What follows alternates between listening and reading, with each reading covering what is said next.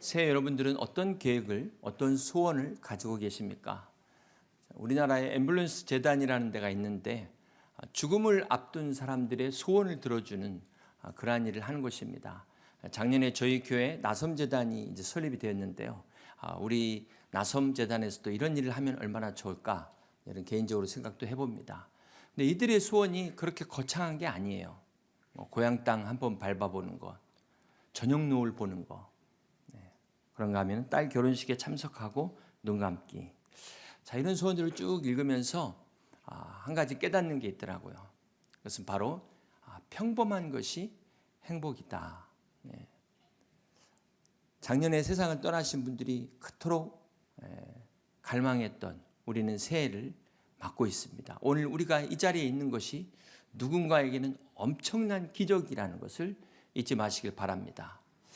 인생을 열심히 살아왔는데 인생의 후반부에 깨닫는 것은 참 위대한 것은 일상 속에 있다. 평범한 것이 진정한 행복이다 라는 것을 깨닫는 것 같습니다. 그렇습니다. 오늘 우리에게 새해를 주신 것이 얼마나 기적이고 감사한지 제가 예언합니다. 앞으로 365일 후에 송구영신 예배를 또 드리게 될 것입니다. 그때도 여러분 이렇게 새해를 시작하는 마음으로 더 감사하는 마음으로 또 이번 한 해를 잘 마무리할 수 있는, 시작과 끝을 잘 마무리할 수 있는 여러분 되시기를 주님의 이름으로 축복합니다. 그런 의미에서 제가 가나다라 감사를 소개하려고 합니다. 여러분이 하고 오늘 띄워주시면 감사하겠습니다. 가정을 감사하자. 나부터 감사하자. 다시 감사하자. 라면을 먹어도 감사하자.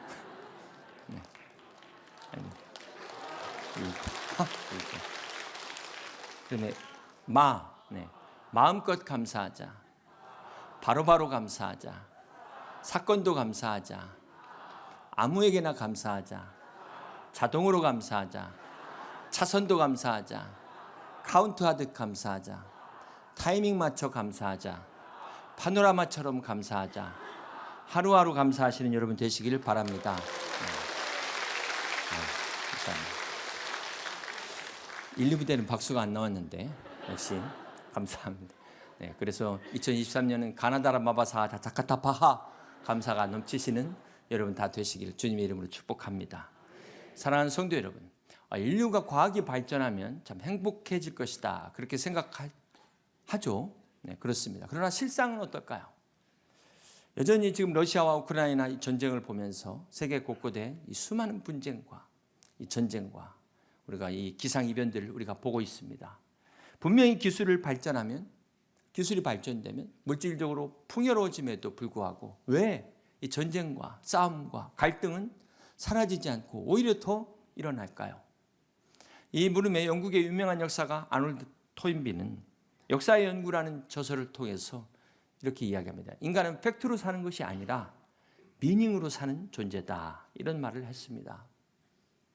토인비에 의하면 인류가 파시즘이라든지 전체주의, 이 공산주의 같은 것들에 휩쓸렸던 까닭은 바로 사이비 종교와 다를 바가 없다. 이런 말을 했습니다. 그러면서 인류의 역사를 영혼의 관점에서 바라보라고 이야기를 합니다.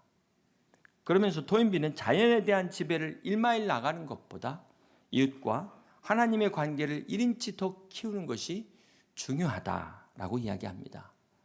그렇습니다. 사랑하는 성도 여러분, 여러분이 새해 어떤 소원을 가지셨든지 어떤 계획이든지 그것을 잘 이루시기를 바랍니다. 그러나 그것보다도 더 중요한 것은 새해 주님과 더 가까이 나아가는, 한 걸음 더 주님과 더 가까이 나아가고 주님의 뜻 가운데 순종해서 귀한 아름다운 성령의 믿음의 열매를 맺을 수 있는 여러분 다 되시기를 주님의 이름으로 축복합니다.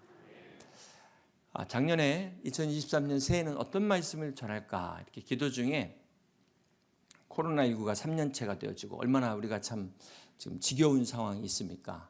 또 고난 가운데서도 힘들어하는 우리 성도님들 계시는데 이 모든 것으로부터 엑소더스 하는 해가 되었으면 하는 바람으로 출코로나, 출고난, 출억압 의미에서 우리가 2023년에는 출애굽기의 말씀을 함께 나누려고 합니다. 2023년 새해 이 코로나 팬데믹에서 완전히 탈출하는 그런 복된 해가 되시길 주님의 이름으로 축복합니다. 여러분 새해에는 여러분 어떠한 시험과 불행에서도 다 해방되시는 복된 2023년이 다 되시기를 주님의 이름으로 축복합니다. 빠삐용 하면은 뭐가 생각나십니까? 스티브 맥킨 배우가 기억이 나실 텐데요. 빠삐용이라는 말이 불어로 나비라는 뜻이죠. 1940년대 앙리 샤르에르라는 사람의 실화를 다룬 이야기입니다. 억울한 누명으로 감옥에 갇혀서 계속 탈옥을 시도하는데 이 빠삐용이 그 감옥에서 깨달은 것은 바로 인생을 낭비한 죄였다는 것입니다. 자기는 그 감옥도 감옥이지만 삶을 낭비하는 그 감옥에 자기가 갇혔다라는 것을 깨닫게 됩니다. 그래서 마침내 또 탈출에 성공하게 되죠. 오늘 우리도 마찬가지입니다. 비록 몸은 자유지만 다 우리가 보이지 않는 감옥에 갇혀 있어요. 어쩌면 일상의 나태로부터, 게으름으로부터, 어떤 중독과 습관으로부터, 잘못된 것들의 영향으로부터 우리가 갇혀 있다는 것입니다. 그래서 새해에는 여러분이 빠삐용의 주인공 되셔서 그 모든 것들에서 탈출하실 수 있는 진정한 엑소더스가 일어나시기를 주님의 이름으로 축복합니다. 이집트의 역사를 보면 요셉이 총리로 있을 당시에 이집트에는 노움이라는 지방 자치 권력이 있었습니다. 이 노움이 이제 지방의 실세들이죠. 각 지역의 지방의 실세들. 그래서 이 사람들의 부와 권력은 상상을 초월한다고 합니다. 그런데 어떻게 이 지방 실세들의 부와 그 권력이 이 파라오 왕에게로 중앙 집권형으로 집중될 수 있었을까요? 사실상 엄청난 사회 개혁입니다. 변화입니다. 그런데 이집트 역사에는 이 기록이 없다는 것이죠. 자료를 찾아볼 수가 없다고 합니다. 그런데 이 기록이 바로 성경에 나와 있어요. 창세기 47장 20절의 말씀을 같이 한번 보겠습니다. 그러므로 요셉이 애굽의 모든 토지를 다 사서 바로에게 바치니 애굽의 모든 사람들이 기근에 시달려 각기 토지를 팔았습니다. 땅이 바로의 소유가 되니라. 땅이 파라오 왕의 소유가 되니라. 자, 이렇게 요셉의 기간에 7년의 그 흉년 기간이 있지 않았습니까? 자, 이때 곡식을 전부 땅하고 바꾼 거예요. 그래서 지방자치가 중앙 집권으로 됐다는 것입니다. 이것이 성경의 이 기록이 역사적 기록과 일치한다는 것을 보여주고 있습니다. 자, 이 밖에도 이집트에서 발견된 고고학적 유물이 성경과 일치한다. 고고학자들의 증거이기도 합니다.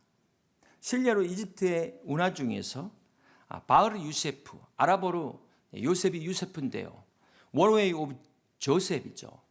요셉의 수로라는 것입니다. 요셉이 그 7년의 가뭄 기간 동안 만든 수로였는데, 자, 이런 것들이 실제로 이 성경의 역사와 일치하고 있다는 거예요. 자, 일례로 우리가 어떤 그 각 나라들마다 그 신화가 있지 않습니까? 설화가 있지 않습니까? 우리나라는 뭐 단군 신화가 있는 것처럼 그 나라가 세워질 때 막 후대에서 그 신화로 포장을 해요. 마치 막 하늘에서 내려왔다든지 뭐 아래서 나왔다든지 그런 아주 신비한 아주 거룩한 그런 걸로 일종의 치장을 하는 겁니다. 근데 여러분 한번 생각해 보세요. 어느 누가 자기 조상이 노예였다고 밝히길 원하겠습니까? 정말 노예였어도 그거 지우고 싶은 기록일 텐데 오늘 성경에 보면은 이스라엘 백성들은 자기들의 조상이 노예다라는 것을 만방에 알리고 있어요. 이것은 무엇을 의미합니까? 바로 성경이 역사적 사실이라는 것을 증명하고 있는 것입니다. 사랑하는 성도 여러분, 이렇게 지금으로부터 3,500년 전 이스라엘의 출애굽의 역사는 바로 하나님의 약속의 성취라는 것입니다. 창세기 12장에 보면 하나님께서 아브라함을 불러서 그 아들도 없는데 하늘의 별을 보여주면서 바닷가의 모래를 보여주면서 이와 같이 내 백성들이 내 자손들이 많을 것이다. 이렇게 말씀하신 이 약속이 오늘 출애굽기 1장에서 성취된 것을 보게 됩니다. 그러면서 이제 이 출애굽기는 또 다른 하나님의 약속을 향하여 나가는 바로 가나안 땅을 향하여 약속의 성취를 이루며 나가는 것이 출애굽기의 여정입니다. 그리고 이 약속을 끝까지 믿었던 야곱과 요셉은 자기가 마지막 임종 때 유언하면서 이스라엘 백성들이 가나안을 향해 나갈 때 자기들의 시신도 같이 데려가 달라고 그렇게 유언을 하게 됩니다. 그렇습니다. 사랑하는 성도 여러분, 하나님의 약속은 반드시 이루어집니다. 성도는 바로 이 믿음의 우리 선진들이, 우리 믿음의 부모님들이 성취했던, 또 믿었던 그 약속의, 하나님의 약속의 성취를 믿고 그것을 믿고 따라가는 자들이 성도라는 것을 우리는 잊지 말아야 될 것입니다. 2023년 새해를 맞아 하나님의 이 놀라운 약속이 오늘 우리와 우리 가정에, 우리 교회를 통하여 성취되시기를 주님의 이름으로 축복합니다. 오늘 우리가 출애굽기 1장의 내용을 함께 같이 살펴볼 텐데요. 주전 1500년경이죠. 이스라엘 자손들이 지금 애굽에서 고난의 세월을 보내게 됩니다.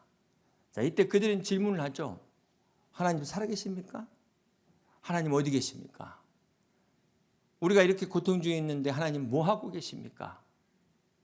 그런데 이 질문에 대한 오늘 출애굽기의 답은 그 고난의 시간에도 하나님은 준비하고 계셨다. 바로 출애굽의 새 시대를 준비하고 계셨다는 것입니다. 그렇습니다. 오늘 우리가 믿는 하나님은 어제나 오늘이나 변치 않고 동일하신 하나님이신 것을 믿으시기를 바랍니다. 지난 3년 코로나 기간 동안 하나님 어디 계셨습니까? 무엇을 하셨습니까? 우리가 고난 중에 있을 때 주님은 어떻게 하고 계셨습니까? 마찬가지죠. 3,500년 전에 이스라엘 백성의 출애굽의 시대를 준비하신 하나님께서 2023년 새해에도 우리의 출코로나와 출억압과 출고난을 대비하는 새 시대를 준비하고 계시는 하나님이신 것을 믿으시기를 바랍니다. 이 출애굽기의 시작은 야곱의 12아들의 이름으로 시작을 하고 있습니다. 그래서 1절부터 5절까지는 야곱의 아들들의 이름이 쭉 나오는데 우리 5절을 같이 한번 보시겠습니다. 야곱에서 허리에서 나온 사람이 모두 70이요. 요셉은 애굽에 있었더라. 처음에 요셉이 애굽의 총리가 되었을 때 이제 야곱의 모든 가족들이 다 애굽으로 이주하게 되죠. 우리 가족 중에 예전에 아메리칸 드림을 이루기 위하여 한 사람이 미국으로 가가지고 거기서 성공하면 가족 전체 사돈네 8촌까지 다 따라가는 것처럼 이렇게 이집트로 야곱의 가족들이 다 갈 때 숫자가 몇 명? 70명이었다는 것입니다. 근데 5절에 보니까 요셉과 그의 모든 형제와 그 시대의 사람은 다 죽었고 자손은 생육하고 불어나 번성하고 매우 강하여 온 땅에 가득하게 되었더라. 자, 이렇게 이스라엘 자손들이 이제 시간이 지나 큰 민족을 이루게 된 것입니다. 새 이제 경건 말씀이 민수기의 말씀인데요. 이스라엘 백성의 출애굽의 역사를 기록하고 있습니다. 오늘 말씀 민수기 1장 46절에 보면은 이스라엘 백성들의 인구를 계수하라고 하나님께서 말씀하시는데 20세 이상의 장정의 수만 몇 명입니까? 60만 3,550명이었다고 이야기를 하고 있습니다. 자, 그렇다면은 나머지 여자들, 노약자들 다 합치면 대략 몇 명쯤 될까요? 200만이 넘는 숫자다. 그래서 하나님께서 아브라함에게 내 민족이 이와 같으리라고 말씀하신 것이 성취된 것을 출애굽기 1장이 지금 보여주고 있다는 것입니다. 하나님께서 야곱의 가족 70명을 이집트라는 인큐베이터에 넣으셔갖고 빵! 그러니까 200만이 넘는 그런 어마어마한 민족이 되어버렸어요. 한 가족이 한 민족을 이루게 된 것입니다. 여기서 우리가 하나님의 구원 계획을 보게 되죠. 한 사람 아브라함을 택하셔서 야곱의 이스라엘의 한 민족을 통해서 예수 그리스도가 이 땅에 오시는, 그래서 온 세계를 구원하시고자 하는 하나님의 구원 계획이 이렇게 성취되고 있는 것을 보게 되는 것입니다. 이 당시 이집트는 강대국이죠. 하나님께서 이 이집트의 문명을 사용하셔서 하나님의 민족을 그렇게 만드셨어요. 그렇습니다. 오늘도 살아계셔서 역사를 주장하시는, 주관하시는 하나님, 우주 만물을 다스리시고 섭리하시는 하나님, 그 하나님 안에 이 세상의 모든 역사도 하나님의 손 안에 있음을 믿으시길 바랍니다. 세상의 문명과 문화와 이 모든 것들은 하나님의 약속의 성취를 이루는 무대라는 것을 여러분 기억하시기를 바랍니다. 우리가 이 리프레이밍이라는 말을 들어보셨을 텐데, 이 프레임이 사고방식의 틀을 이야기합니다. 근데 리프레이밍이라는 것은 틀을 새롭게 바꾸는 것이죠. 새로운 관점에서 보는 것입니다. 그래서 여러분 집에 오래된 그런 사진이나 그림, 그렇다고 해서 그걸 뭐 바꿀 수는 없지 않습니까? 그런데 액자만 바꿔도 완전히 새롭게 보입니다. 완전히 새로운 분위기가 될 수 있습니다. 사실 우리가 이렇게 이제 2023년 새해를 맞았는데요. 새해가 됐어도 우리는 여전히 지금 살던 집에서 살고 있고, 여전히 입던 옷을 입고 있고, 쓰던 물건을 쓰고 있습니다. 다 중고예요. 근데 뭐가 새 겁니까? 뭐가? 믿음의 눈으로 볼 때 이 모든 것이 새로운 관점으로 볼 수 있다는 것입니다. 그래서 여러분의 계획을 여러분의 생각으로 보지 마시고 믿음의 눈으로 리프레이밍 하시라는 거예요. 하나님의 눈으로. 그럴 때 진정한 새해를 주님과 함께 새롭게 시작할 수 있는 그런 여러분이 될 수 있으리라고 믿습니다. 사랑하는 성도 여러분, 이스라엘 자손들이 애굽의 비옥한 땅 고센에서 정착하고 그들이 참 편안한 생활을 해왔습니다. 그런데 문제가 발생하죠. 어떤 문제입니까? 출애굽기 1장 8절을 같이 보시겠습니다. 요셉을 알지 못하는 새 왕이 일어나 애굽을 다스리더니 요셉을 알지 못하는 새 왕이 새로 등극하게 됐다는 것입니다. 그래서 이 새 왕이 그 전에 힉소스 왕조를 완전히 축출합니다. 새로운 왕조가 오다 보니까 그 전의 왕조를 싹 역사에서 지워버리는 거예요. 그래서 우리가 이집트 역사에서 요셉에 관한 기록을 찾아보기 어려운 것이 바로 이것 때문에 그렇습니다. 그래서 이 새 왕조가 이집트의 제18왕조로 불려지는 그 창시자 아모스가 파라오가 됐습니다. 자, 이때부터 이스라엘 백성의 그 자손들의 신세가 노예로 전락되어 버렸어요. 하루아침에 노예가 되어버린 것입니다. 이스라엘 자손이 너무 번성을 하다 보니까 이제 걱정이 된 거예요. 쟤들이 만약 적들하고 손잡고 우리 치면 어떻게 되냐. 그래가지고 이 파라오가 이스라엘 자손을 그냥 노예로 삼아가지고 과중한 노역을 부과했다는 것입니다. 그렇게 해서 이집트 역사를 보면 적어도 한 80년 세월 이상을 이스라엘 자손들이 노예 생활을 한 것을 볼 수가 있습니다. 사랑하는 성도 여러분, 왜 하나님께서 자기 백성들을 이렇게 극심한 고통 가운데 두셨을까요? 전능하신 하나님께서 자기 백성을 고통 가운데 놔뒀다는 것은 거기에 하나님의 뜻이 있음을 기억하시길 바랍니다. 그것은 바로 하나님의 약속을 기억하라는 거예요. 하나님의 뜻은 하나님의 백성들이 이집트에서 영원히 살기를 원치 않으셨습니다. 그냥 인큐베이터로 잠시 들어가라고 한 건데 이스라엘 백성들이 여기가 좋사오니 그리고 거기 그냥 죽치고 눌러 앉았다는 거예요. 사실 세상의 관점으로 볼 때 이 당시 이집트 4대 문명지 중에 하나입니다.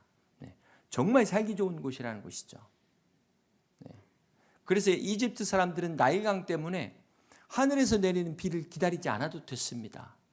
그러니까 나일강을 신으로 섬긴 거죠. 그러나 약속의 땅 가나안은 어떤 땅입니까? 하늘의 비를 바라봐야 되는 땅이에요. 어떻게 보면 더 불편해요.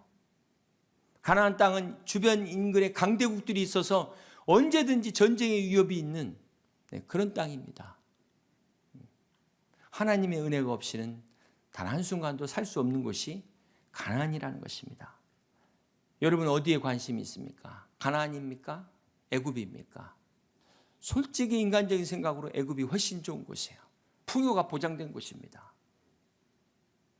그런데 엄밀한 의미에서 그 애굽의 그 나일강도 사실은 하나님이 주신 거 아니에요? 그 하나님이 내리신 비로 강물을 이루는 거 아니겠습니까? 그런데 어리석은 인간들이 그 나일강을 신으로 섬긴다는 거예요. 이것이 바로 세상 사람들의 세계관이요 가치관이라는 것입니다. 하나님이 주셨는데 거기다 우상을 갖다 놓고 막 온갖 우상을 다 숭배하는 이것이 세상 문화예요. 타락한 세속 문화의 실체라는 것입니다. 사랑하는 성도 여러분, 하나님의 백성은 하나님이 살 수 없는 땅 가나안으로 가야 되는 것입니다. 하나님께서 이스라엘 자손들을 우상 숭배 땅인 애굽에서 끌어내셔서 오직 하나님만을 바라보도록 출애굽의 새 시대를 여셨다는 것입니다. 만약 이스라엘 백성들이 이런 고통이 없었다면, 파라오의 학대가 없었다면 그들은 애굽에 눌러 앉아서 다 동화가 됐을 거예요. 종교도 마찬가지죠. 이제 뒤에 나오게 되는 출애굽의 10가지 재앙이 바로 애굽의 10가지 신들입니다. 그러한 신들에 다 동화돼 가지고 하나님 다 잊어버리고 잃어버리고 그렇게 살 수밖에 없는 그런 이스라엘 자손들을 하나님께서 드러내셔서 약속의 땅으로 가도록 하나님이 세우신 이것이 바로 출애굽의 역사인 것입니다. 사랑하는 성도 여러분, 때가 되어 하나님께서 모세를 준비하신 것처럼 이제 다음 주 2장이 모세의 등장인데 이 하나님의 약속이 이렇게 현실로 드러난 것처럼 2023년 새해도 하나님이 준비하신 이 모든 것들을 통해서 오늘 우리 믿음의 성도들 여러분의 가정과 기업 위에 출애굽 같은 약속의 성취를 이루는 여러분 다 되시기를 주님의 이름으로 간절히 축원합니다. 사랑하는 성도 여러분 누구를 두려워하십니까? 무엇을 두려워하십니까? 우리 출애굽기 1장 17절을 같이 한번 보십니다. 그러나 산파들이 하나님을 두려워하여 애굽의 명령을 어기고 남자 아기들을 살린지라. 히브리 산파들이 하나님을 두려워하여 왕의 명령을 거역했다 그랬습니다. 이 당시 왕의 명령을 거역하는 것은 죽는 거죠. 자기 목숨하고 바꾸는 것입니다. 그런데 그 결과 21절에 보니까 그 산파들은 하나님을 경외하였으므로 하나님이 그들의 집안을 흥왕하게 하신지라 그랬어요. 하나님을 두려워한, 하나님을 경외한 산파들의 집안이 흥왕했다는 것입니다. 하나님의 축복이 넘쳤다는 것입니다. 오늘 여러분은 하나님과 이 세상의 왕 사이에서 누구를 두려워하십니까? 무엇을 두려워하십니까? 무엇이 우리에게 세상의 왕이 돼서 하나님보다도 이것을 더 두려워하게 만들고 있습니까? 우리가 정말 두려워해야 될 하나님을 두려워하지 않으면 결국은 세상을 두려워하게 돼요.